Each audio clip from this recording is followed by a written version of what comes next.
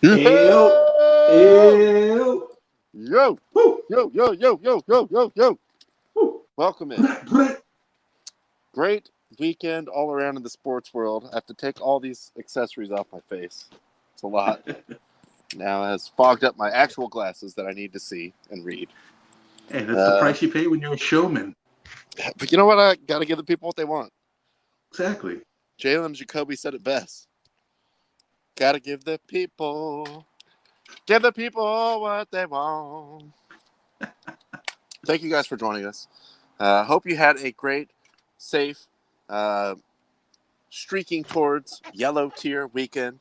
Almost there. Everything is trending upward. Love to see it. Love to see it. A lot of good sports on. Kentucky Derby at the actual appropriate time of the year. Um, Right. at the Valspar Championship in golf. We did have, the conclusion of the draft, which we will talk a little bit about. And, of course, some soccer, NASCAR, all the stuff, all the hits, all the good stuff. But Mm-hmm. Tyler, how was your weekend? That's good, man. Yeah, I got to just hang out with a couple dogs and watch sports. So all in all, man, it was a nice lazy weekend. Wish we'd have better news coming out of the Dodgers camp. They finally Uh, break their slump. They break their slump, and all it cost was the arm of Dustin May. it's Oh boy, a it's pretty tight. It's pretty tremendously great. huge price to pay. Yeah, You can't really yeah. say small price to pay. But No. yes, that was. When you lose a guy that could throw 100 miles an hour with like tailing in action of like 3 feet, it's pretty rough. But Ronnie, how's your weekend? Weekend was pretty good. Um, I'm angling towards new job. We'll see. Stay tuned. Signs are positive. We'll see. Uh, Hmm. was actually on the golf course Saturday when Tyler informed Nice. me of the Dustin May Hmm. Hmm. unfortunate Not nice. incident. That's not nice. It ain't good. It ain't good. But didn't get to see any of the Kentucky Derby, although I was glad of the long shot there. Longer shot. When we had him on Friday, it was 15-1. And I think at the Yep. open of the race at post time, he was 12-1. 12 So to 1. still, Yeah, 12 to 1. still a pretty good upset there. Um, but overall, a good weekend. I had a good day of sports yesterday. A lot of NASCAR because the universe was Mm-hmm. just telling me there were signs. And as you know, I'm the NASCAR better of record, not on this True. network or this show, on this earth. So, In the world. yes, no one will go as degenerate as me. Please believe that. And I will explain all of that to you shortly here. But Mm-hmm. overall, a pretty good weekend. Looking forward to another nice week of sports here. Um, let's start right off the top. Let's start actually with the Premier League, and this kind of ties into Mm-hmm. today. Uh, but yes, we had Saturday, Sunday, and then of course today our beloved West Ham. Come on, you Hammers! Come on, Mm-hmm. you Irons! Mm-hmm. Let's take that off the bottom there. Um, Man City, yeah, just kind of on the warpath. Not really surprised there. Brighton Yeah. Leeds, I actually got to hear a little bit of that on the way to work, and Lead. It, First of all, it's just entertaining to listen to him on Talksport on the radio. Mm-hmm. But Bielsa just doing Bielsa things, and he was just like throwing more guys in, more attackers, like keep going, keep going. And they Yeah. gave up the late second goal, and then they were trying to talk the listener through his visible displeasure on the sideline, which I don't know if I still have in the holster here, and I apologize if I don't, but no, I don't. The Wake Forest coach kicking the crate, which I love. I'll have to add that back in the mix. But you know what? They only know one way. They only know one way, and that's all the way, That's all it, the dude. time. Yeah, you're attacking 24/7. Whether you're whether it's 0-0, whether you're up 10, whether you're down 10, you're just attacking all the time. God love Leeds. I mean, look, it is what it is. Like sometimes they might score 8 goals, they might give up 12. Like Yeah, either way, you know what you signed up for. When they kick that ball off, exactly. you'll be running. It's yeah, Everton, it's dudes sprinting one direction for 90 minutes. That's it. up and down, just like gassers the entire time. Go! Dogs, run! That's it, man. Chelsea, unfortunately, for Tyler and I, getting that win against Fulham 2-0. Looked pretty decent there. Everton, falling to Aston Villa, maybe not the greatest. Arsenal, 2-0 over Newcastle. Spurs, and I believe it was tied at halftime also. Sheffield United and Spurs. And then Spurs just unloaded on, wait, lads, it's Sheffield. I mean, maybe it's Sheffield. The rare occasion where the Spurs coach can go the other way. Right, yeah. Yes, also, guys, this team is already relegated. Come on. Let's do this. On Saturday, and I wanted to shout out, again, Jaime the Greek's comment there. Shout out, friend of the program, Jaime the Greek. But did you call massive civil unrest at Old Trafford, which was going to be Liverpool at Man United? Alas, it was not to be. Yes, I mean, we've all seen the Glazers out movement throughout the years, several years. But in this case, they actually were able to infiltrate the stadium where fans were not going to be allowed anyway. Busted down a gate and just marched on the field, threw things around, got all crazy. And the game they stole a corner flag. They were shooting off flares. I saw that. Walking around with flares. I saw some tripods for cameras being thrown on the field. It's been kind of going this way in Manchester, but also I feel like the Super League really kind of reignited the fire as another point of contention of just like, it's a bazillionaire that owns the team. He's never here. He doesn't really know. It's just like his plaything. And, Glazer's got, for the people that do not know, also owns the Tampa Bay Buccaneers. So he's got money. But, just pretty wild scenes going on out there at Old Trafford. Yeah, it was weird. I was telling you right before we went on air, I woke up on Sunday just about the time that the game was supposed to kick off, and turned the TV to NBCSN, and all I see is Rebecca Lowe describing the scenes, lads. Scenes on the pitch for sure. Scenes on the pitch.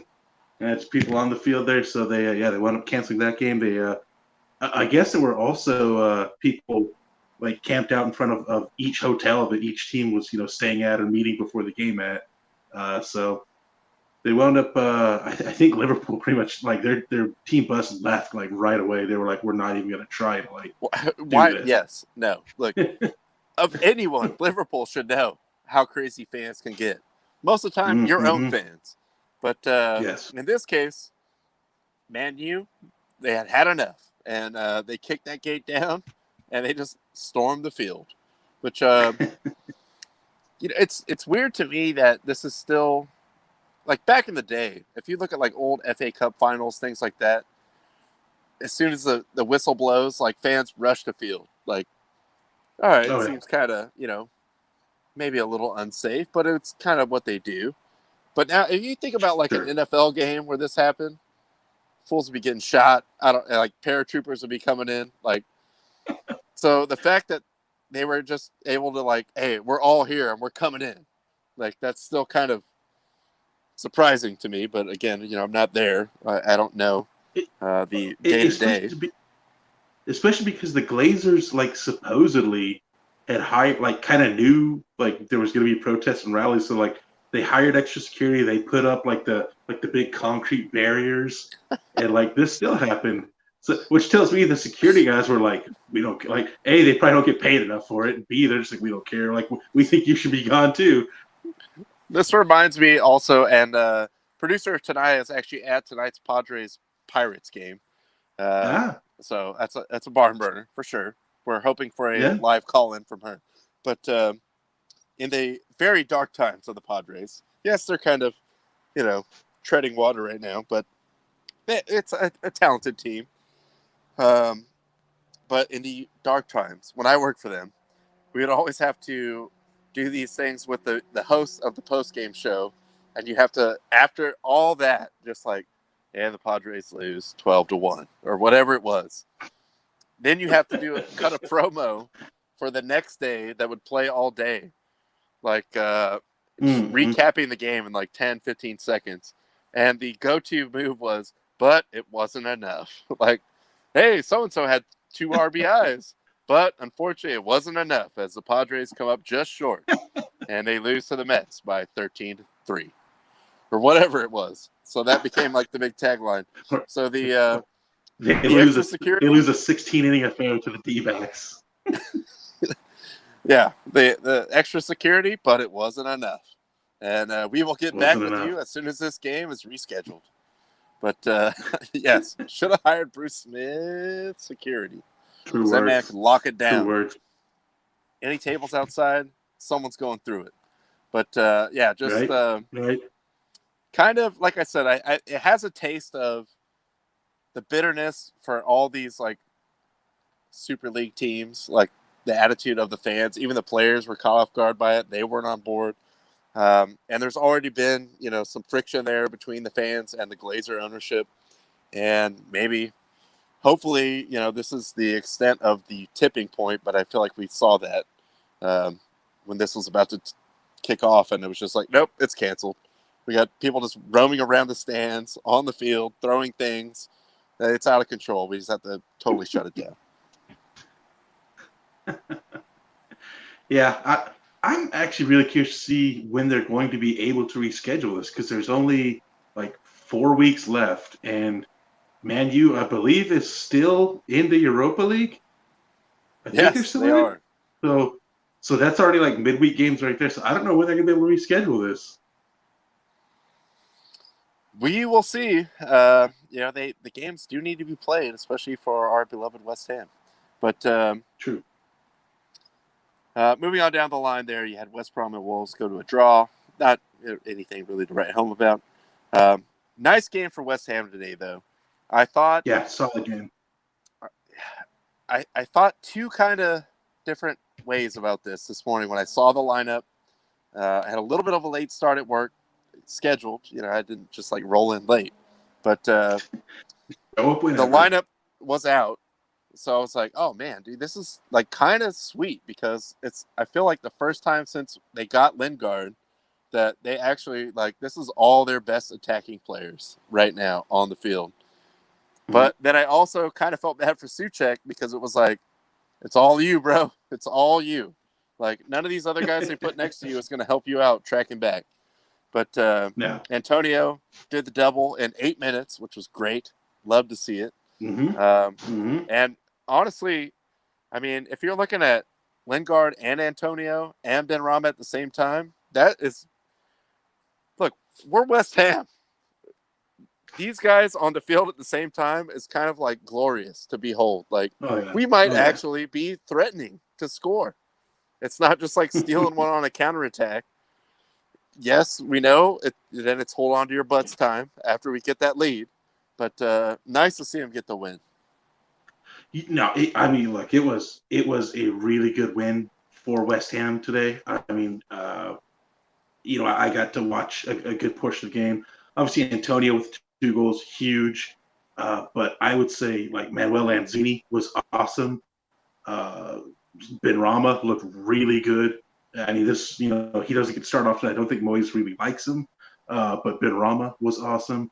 Fornals was awesome just really the only person that I thought wasn't that great was Diop because he made some really boneheaded errors, back on the defensive line. But no, really impressive win. I mean, you do hope for more than 2 goals on 22 shots, although I think only 2 of those shots were on target. But let them fly, boys. Let them fly. That was it. Is outside of the 1 goal that was actually a penalty that Burnley scored on, there was no real threat. I think West Ham was also, and at this point in the year, look, just win. I don't care about the differential at this point in time. And you got to have it against Burnley. So, I mean, obviously Chelsea's going to have to drop some points here somewhere, somehow, some way.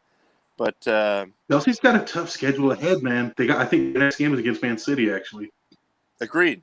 So it's always out there, but you got to win the games against the teams that you should beat in front of you. And I was kind of surprised to see Moyes just like, I saw a couple memes online where it was like, dang, Moyes really going for it right now. Like there's one where it's like a picture of like 10 guys all up on the center line against like a normally lined up team. West Ham starting today, and then just like the goalie not pictured. So they were going for it. I mean, they honestly all the best attacking players they had, they put out there, and shout out to Ben Rama too. He's still maybe may or not be in favor with Moyes, but his assist was today, man. I'm telling you. insane. Yeah, and on top of that, he's playing while fasting during the day, which I think is even more impressive. Exactly. Yeah, he finally like when they did the hydration break, he was like, "Cool, I'm gonna take some like protein powder and like get a little swig of water." Like, oh, thank God. But I was happy about that. Very, it is what it is right now. Yes, losing that Chelsea game last week sucks, but it is what it is. Like they've exceeded my expectations. So as we move on, speaking of that Chelsea team, Champions League resumes tomorrow. Man City at PSG, or PSG going to Man City after they kind of crapped the bed at home. And Real Madrid goes into Stamford Bridge on Wednesday. So, look, I'm not saying, but I'm just saying, Real Madrid, if you want to take somebody out, hopefully not Pulisic. Let's be civil here. But anything you could do to help out our boys. I wouldn't. I'll look the other way. I'll choose to look the other way.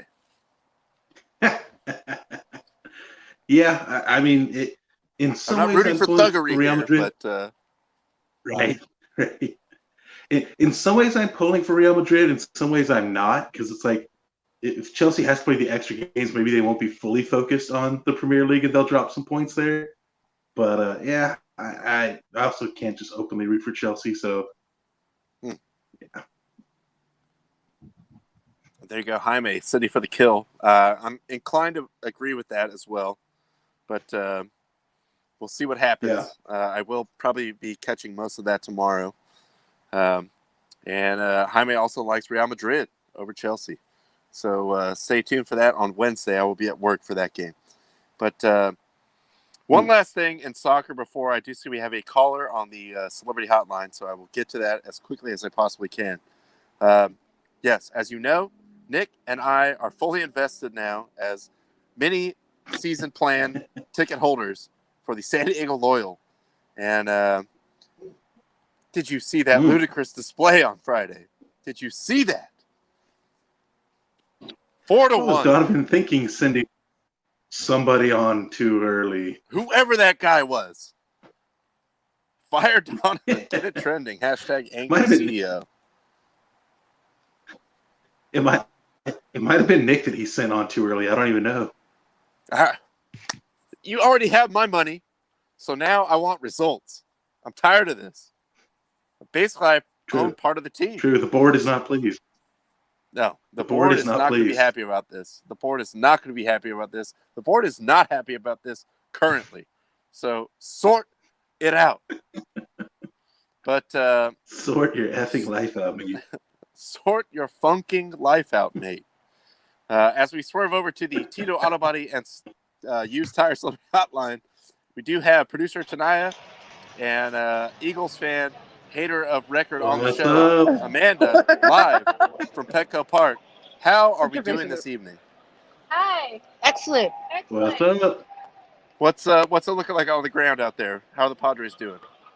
I have no idea. Oh, well, there you have it, folks. Insightful as always. They've just been there socializing. That's all. Pirates. They don't care about the Pirates. Pirates. We had 2 outs. such a hell of a time getting here. First of all, she brought a purse that was like this big, and It was not even big. like check it in a locker. These days, no, you can't do that. Yeah, well, it was a clutch. It was a clutch. Apparently, it depends on who you are. Yeah. That's all I'm saying. So anyway, we finally made it. Well, I haven't been, so I can't speak on that. But can you give us a score? Is there a score at this point? There is a score. They're 0-0. Wait, no. 30-0. 0-0. No runs. No runs. 2 outs. All right. Actually, Who's winning? The 4th inning. The Bears. It's 0 fucking 0. 0-0. God damn it. While Amanda, I don't know how this signal is going to come through, but obviously Nick is trolling, as he is wont to do. It's just sucking out. Of course, Justin also trolling. Padres suck. Eagles suck. Tonight is dope. Hey, well, he's gassing you up. Hey, Dodger Let gang. me There we finish this go. burger, Nice. and then I will get at it. But one thing I did want you to see, because I don't know, and if, again, let me know if the signal doesn't come through. I'll just show it for you later.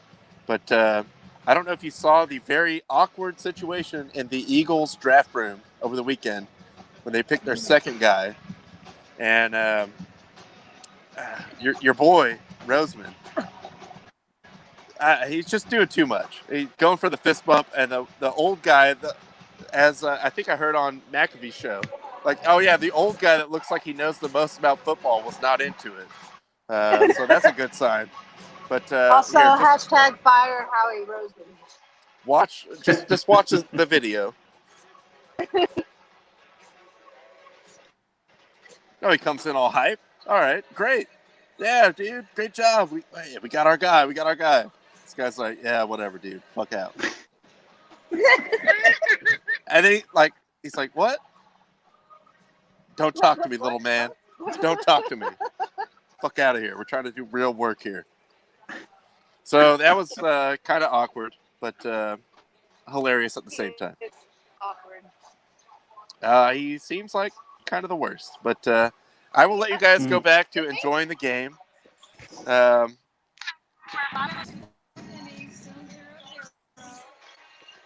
didn't really Still get 0-0. Right here. All right. It's still 0-0. We'll check in for maybe some live score updates as we move along. But thank you for calling in. Enjoy the game. Thank you. Good to see you. And, removed and then not removed Still there. on the Tito's Auto Body and Used Tires Celebrity Hotline. Tito Auto Body and Used Tires, where you do not pick up your car until you pay for it. That is an absolute guarantee. So thank you for joining us. That is a somewhat of a decent transition over to the draft.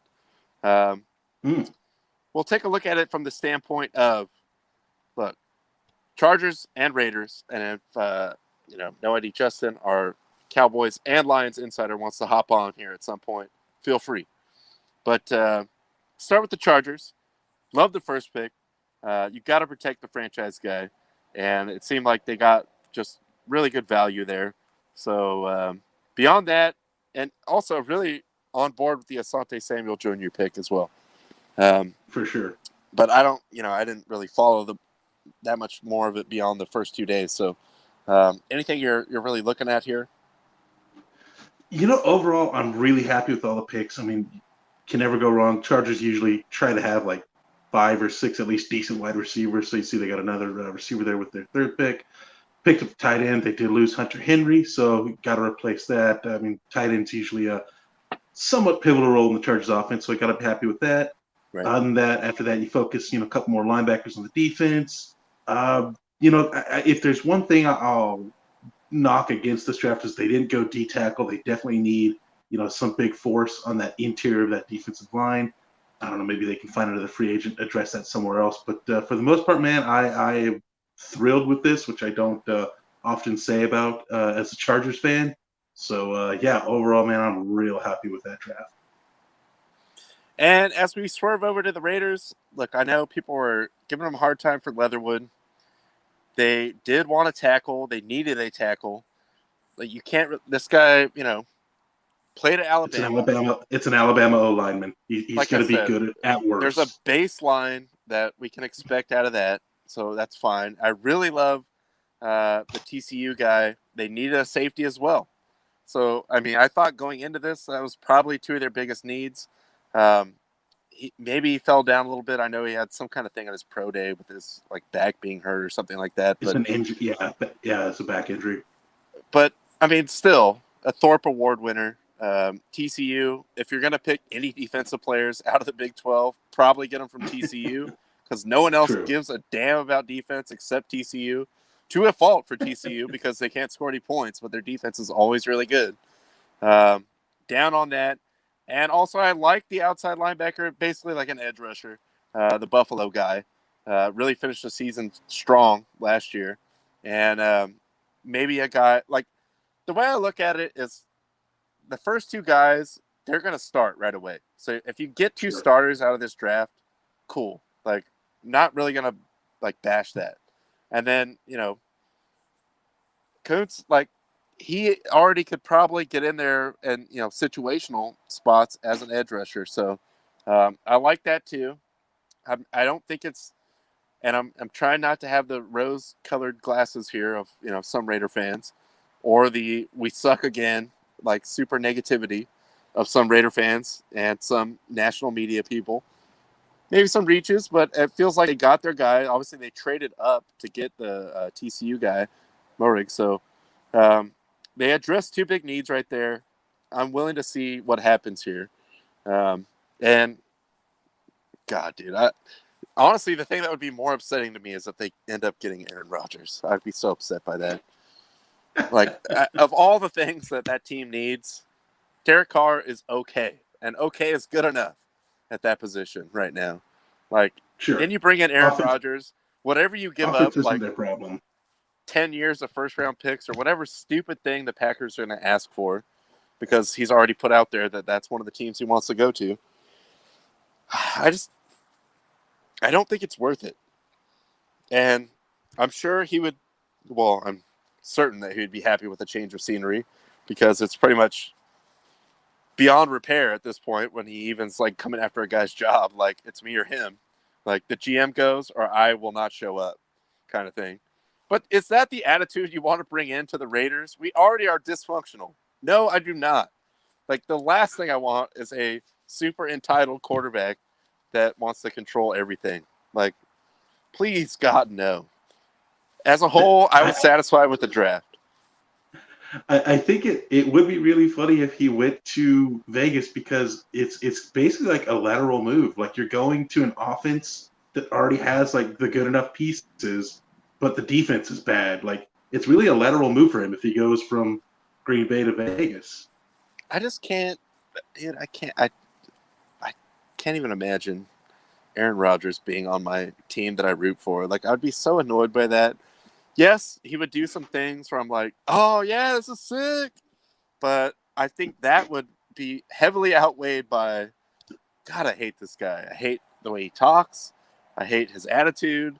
When does he start blaming everyone? When does he start blaming Al? Like, bro, Al's dead. Like, everyone but himself. Like, it doesn't matter, dude. Like, I don't like Aaron Rodgers. Yes, I see the talent. Like, I get the talent. Like, there's no questioning that. The stats, yes. He's a regular season stat Padford, like the ultimate. First ballot Hall of Famer, no question. But dude, don't bring that around the Raiders right now in this phase that they're in. It's delicate times, all right? The least possible thing that would be good is having Aaron Rodgers diva roll in and just start calling all the plays and doing whatever he wants. So, please no. Please, God, no. Last thing on Saturday I did want to hit on before we get into a little NASCAR and then the Fight Doctor, because it was an overlooked card, but gave us some moments, particularly one special moment. Kentucky Derby at the regular time this year. And, of course, Bobby Baffert. Bobby Baffert pulls it off again for the record-setting, I believe, seventh time? His seventh Derby, yes. As you can see how happy he was. The answer is yes, you son of a bitch. Yeah, that was one of those things. Like as soon as the race ended, I sent out a text to a few people. I was like, how did I not just bet on the Bob Baffert horse? Like that's just death taxes. Baffert wins the Derby. It's been that way for like the last seemingly 20 years. But yeah, so his horse Medina Spirit, which closed at 12-1, gets the win. Pretty much, beginning to end, just always out at the front. Got a little close at the end, but still held out for the win. So yeah, congrats to Bob Baffert. He really needed this win. He's real tough times for him. The guy's been struggling, as we know. Yeah, certainly. Just hasn't quite figured out this horse racing thing until now. So Good to see the plucky underdog pull it off. But as far as the horse, yes, we had him on Friday. It was 15-1, and then at post time 12-1. So still pretty much a long shot when you get to like these Triple Crown races. So hopefully somebody made some money out there. On that subject, you know who didn't make money on that? I do Mattress not. Mac. Oh, yeah, that's right. I think I saw he bet something like $2.6 million on whoever the favorite was, and the favorite wound up getting fourth, so he didn't even get the show money. But again, we are the degenerate gambler show of record on this program. Please believe that. And on that note, I do want to touch on my adventures in NASCAR betting. I was feeling hype after my last one hit last week, my first one, and maybe my last one that will ever hit. But yesterday, they were in Kansas. The title sponsor is Busch Beer, which, correct, as you know, favorite car of the program. Kevin Harvick drives the Busch Beer number 4 Ford. But they actually put this up to a fan vote on their website. This was the final four, so you could see clearly. I mean, just look at it. What's the best one? I think we can all see. I mean, yes, you have the hashtag for the farmers on the Busch car that Harvick drives. Nectar of the Cobb's pretty weak. The Busch Latte, who cares? And then, bottom right, Bushy McBush Race 400. And the fact that they put the race in there, yes. So we did have a final winner, the Bushy McBush Race 400, which, as I pointed out on Twitter, the tremendous NASCAR broadcast and just team as a whole was having a great time saying, just enjoying, just like under their breath laughing every time they had to read that name. But look, my thought was going in. Look, Harvick, he's won at Kansas many times. And then you got the Busch brothers. So there was a prop bet. And it was plus 6,500 for Harvick to win and Kurt, the other Busch, to get in the top 5, which Kurt came up a little short. But still, the Busch connection was real. The vibes were in the universe. I knew I had to go all Busch on this. You got 2 Bushes in the name of the race, a Busch that has to get in the top 5, and a guy that drives the Busch car to win. Alas, it was not to be. Kyle Busch won. No. The Busch driver, Kevin Harvick, our boy, did get second. But on his birthday, you know what? Kyle Busch has, when I put the bet in, I was hoping it was actually Kyle Busch, but come to find out maybe an hour later, it was Kurt, who is a solid driver. You know, he's still driver, like a top 15 guy. I think he actually finished 15 or 16 in the Monster number 1 all black car. I like the livery, but no. So my bet did not come through, but it wasn't enough to discourage me from betting on future NASCAR races. I think that's going to be where my action is. Again, entertainment purposes only. And as always, it's not guaranteed. It's not guaranteed. It's not guaranteed. Nothing is guaranteed. So please, in this life at all, nothing is guaranteed. Nothing is guaranteed. Well, except for NBA players' money, that is guaranteed. Yes, the exact thing that he was talking about. The thing he was saying is guaranteed. Yes, is in fact guaranteed. Yes. And also Bob Baffert winning the Kentucky Derby, almost guaranteed. Pretty much guaranteed at this point in time. Yes. But that was a fun race, though. I'm saying it was a fun race. I definitely enjoyed it. I did have to give you a little bit of guff being a Harvick fan and still betting on Kyle Busch. Although, to be fair, their beef has kind of quelled over the years as they've gotten older. And they actually kind of bond together since they have kids that both race the little dirt races together. So that I think that beef is squashed. But still, betting on Harvick and Kyle Busch, that's a little, I don't know.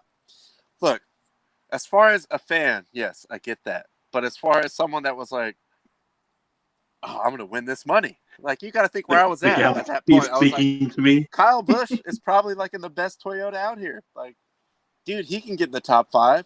Harvick might win this shit. He's won before. Like, he always does good here.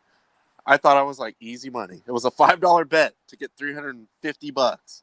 But alas, I did have to pay my bookie. There are ways. You know, I'm not going to, DM me today. But real quick, before we get out of here, we do have to hit on the Fight Doctor. Yes, it was a fight night. It was free. So there were some enjoyable moments, but again, not something you had to pay for. Not the most exciting card in the world. I don't know where we have Tyler at, but we'll see if we get him back on one of his cameras. But I did want to bring the Fight Doctor back in, but let's give him a proper intro here. Ladies and gentlemen, this is the main event of the evening. The heavyweight champion of the world. It's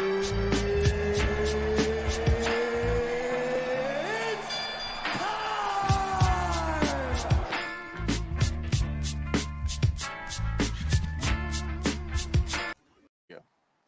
Wait, we had him and we lost him.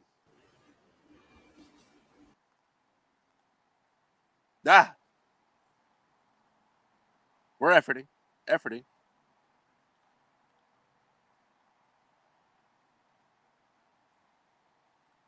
In response to your question, I did see that they're going to do the Marvel thing over the weekend, which I thought was cool. And before we get back to the Fight Doctor, speaking of the NBA, one thing I did want to point out is that LaMelo is back, and he was flipping ridiculous passes all weekend long, especially this one on Saturday, which pays special attention to the announcer, which I thoroughly enjoyed. LaMelo, what a pass by Bridges! Welcome back, LaMelo! Who does that? Nice. Who does Nice. that? Underhand pass from about 80 feet away. But shout out to LaMelo. I hope he's back and healthy. He had another one in yesterday's game, right at the end of the first half, where you kind of Kevin loved it, but one hand, like all the way down for the easy lay-in. But now that we do have the Fight Doctor back with us, Sorry about that. just no worries. Take us through a little bit of this fight night, and in particular, the one that we're all really talking about here.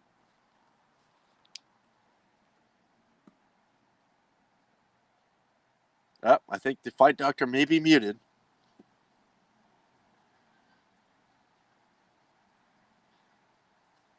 Fight Doctor, unmute yourself. Oh, why? Why am I having so many issues right now? There we go. It wouldn't be Quarantine Kings if there weren't Yeah, issues. that's true. Yes, we did have a fight night over the weekend. All in all, it was an okay card. It was definitely highlighted by the main event, and boy, did that main event deliver. Of course, we did have a light heavyweight title fight between former contender, in some eyes, the uncrowned champion, Dominic Reyes, taking on Yuri Prochazka. And if you watch the fight, you witnessed a very exciting round and a half that ended with a straight-up murder, pretty much. A very violent, situation. Yeah, Prochazka just he got Reyes back up against the cage, worked a few punches, and threw a spinning back elbow that you can just see there. Just absolutely destroyed Reyes.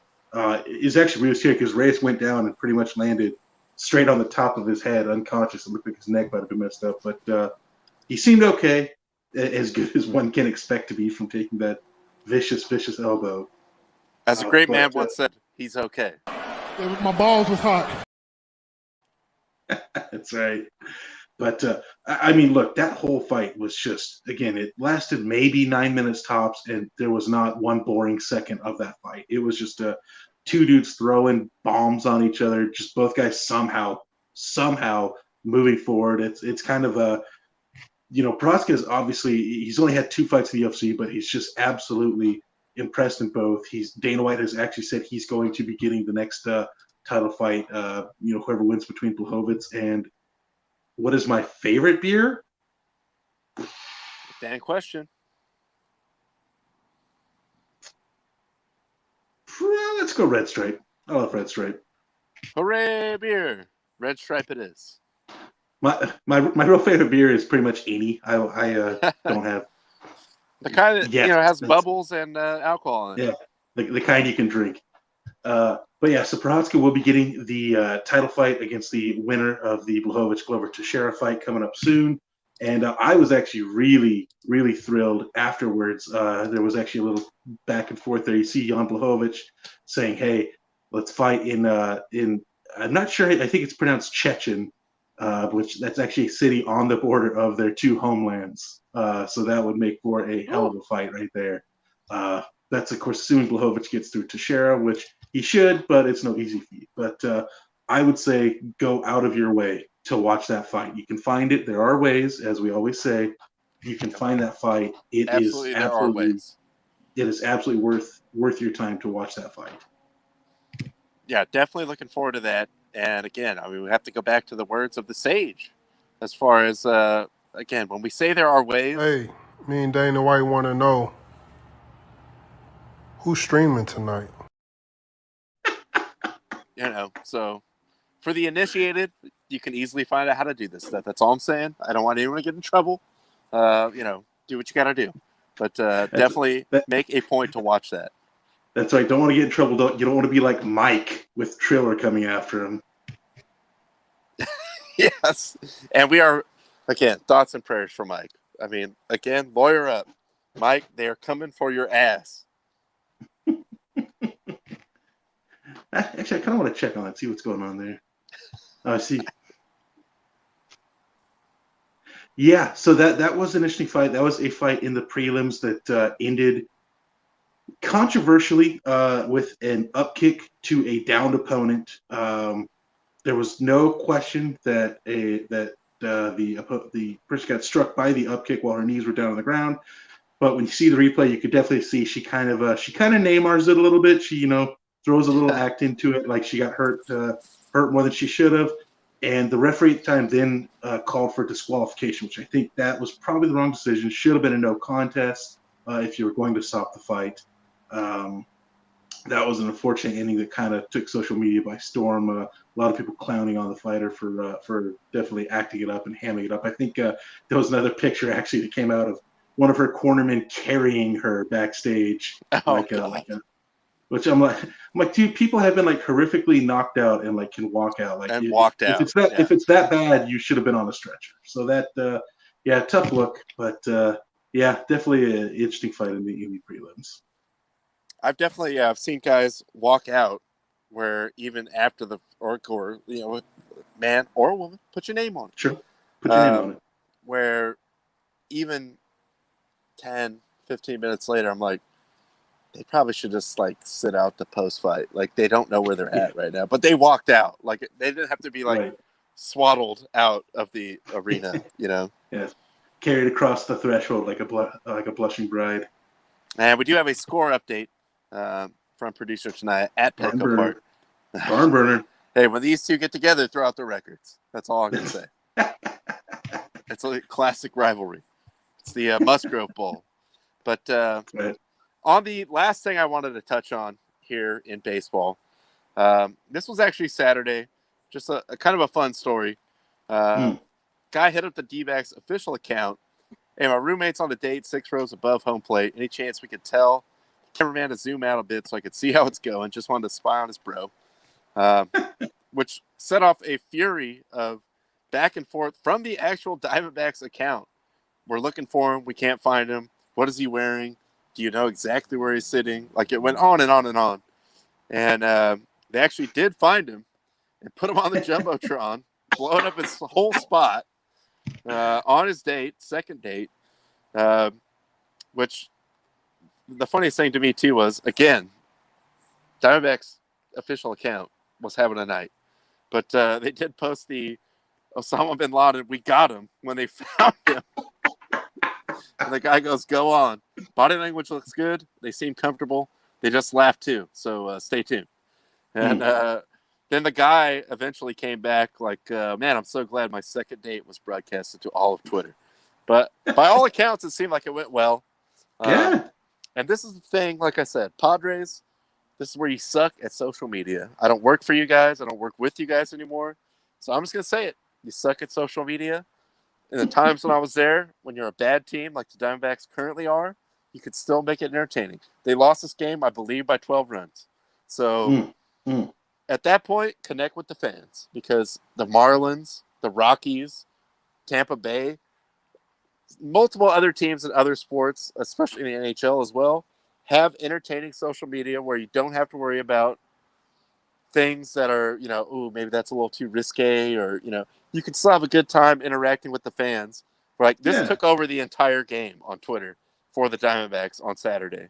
and it became a huge viral thing. So I'm sure they, however many more thousands of followers they got from this. So Padres, just do better. Do better. Maybe don't give up the freaking actual name to your Twitter account to some kid in Poway on Mother's Day when you think it's cool to change the name.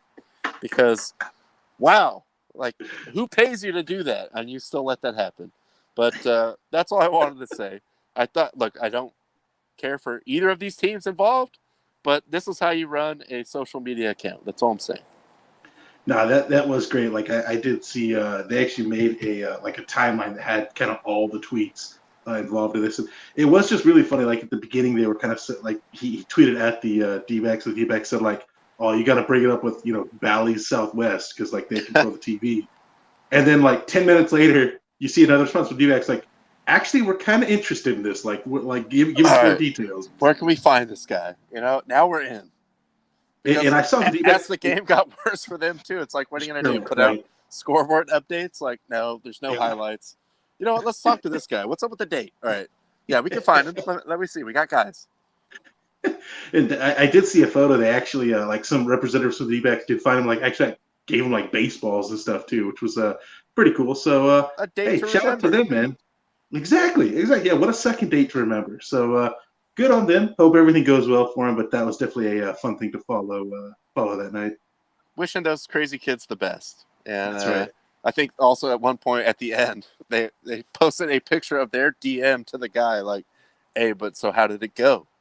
And then like below that was like, "Also just want to mention, great place for engagements, Chase Field." Like really going hard. So I thought that was pretty funny. Like I said, you can have fun. Even yes, I know, I get it. You're buttoned down as the official team account. You can't just be posting like wild memes and vulgarity and stuff. But you can still play around with the fans. That's the whole point of having a social media account. So exactly. Good on you, D-bags. Yes, bags. But in this case, well played. But that was the last thing I had. Thank you guys for joining us. I will probably go back inside and see if I can see producer Chania and Eagles fan insider Amanda on TV. I don't know. Get a foul ball out there if you can. But thank you all for joining. Thank you for your comments. We'll be back with you on Wednesday. Lord willing, with some good job news for myself personally. But stay tuned on that. Tyler, I'll let you have the last word here. You're not getting off that easy, bud. You're not getting off that easy. Oh, no. Don't forget, look, Friday after the show, you and I were texting, and I said, look, if my Kings, without De'Aaron Fox, can beat your Lakers with LeBron, with AD, I'm bringing it up on the show. And I'll bring it up on the show because the Kings won that somehow, by some modern miracle, the Kings won that game. In fact, last night they beat Dallas as well. So they swept the series with Dallas. Interesting tweet here from my Kings. 10-1 against the Nuggets, the Mavericks, the Celtics, and the Lakers. The only loss to the Lakers was when the Lakers didn't have LeBron and AD. Figure that out. But the problem with the Kings is they are 17-36 against other teams that aren't named the Nuggets, Mavericks, Celtics, and Lakers. Look, Vlade did the work. He got you some killers. They get up for the big games. He just doesn't have the, Wednesday night on a back-to-back guys that show up and actually still compete against the T-Wolves. Look, he was playing 5D chess against Luka. He passed up on Luka so that way he could build teams to beat Luka. That's what he was doing. So you know what? I got to look back and tip my hat to Vlade. Tip my hat, buy that man a carton of cigarettes. A carton? Well, help him out for like 10 minutes? For his lunch break, Look, I'll take the L on that. Lakers look like ass again yesterday. The close-ish score at the end did not indicate. I watched a lot of that game. They sucked. LeBron, you just got to work your way back up into like some kind of close to LeBron shape right now because he sucked. It just wasn't good. Wasn't good to watch. But the Kangs, they get up for those big games, and all the other ones just like meh. They just don't. They literally play no defense in the rest of the games. As Nick points out, that the Knicks still being in playoff contention is possibly killing the Yankees right now. It's It's throwing the off East, the whole bro. balance of the universe. It's the East, bro. The East sucks that bad. That's why the Knicks are still in playoff contention. Yeah, that is true. That is true. But yeah, Lakers. I think they're down at like the 6th seed right now. We'll see. Well, I mean, I'm Look, assuming they're seeding getting doesn't in. matter. But Seeding yeah, doesn't matter for the West. It's a dogfight no matter what your matchup in the first round is. So seeding doesn't really matter, I don't think. oh for sure. And you're not going to have like packed out stadiums anyway. Right. So it's not like going on the road into the Lions Den here, like going to Utah. The Lions did. The Lions Den. But you need to get it together, Lakers. Come on. We need just show me something. Just show me a The few, playoffs? like a little 5-game run. The playoffs are almost here. We're only like a couple weeks away. Yeah, we're getting there. So the whole bill of goods sold to Laker fans was like, but just wait, when LeBron and AD comes back, they're top 2, which I agree, but they still haven't come back as their normal selves. So it's like, Right. how long is this going to take? Because these other teams have been good and they're ready to go right now. So So yeah, I just had to get that shut off. Had to bring up my end of the bargain, as I said I would do. I'll take it. But yeah, thank you guys so much for tuning in here on a Monday. We'll be back here on Wednesday. Probably a slow Wednesday, but maybe not. Maybe we'll get lucky. Maybe some big sports news will break off. But yeah, thank you guys so much. Thank you, Amanda and producer tonight, for calling in. Always a pleasure there. Good to see you. And thank you guys for the comments. You know the drill. Keep the fire. Keep the fire. Thank you, guys. At the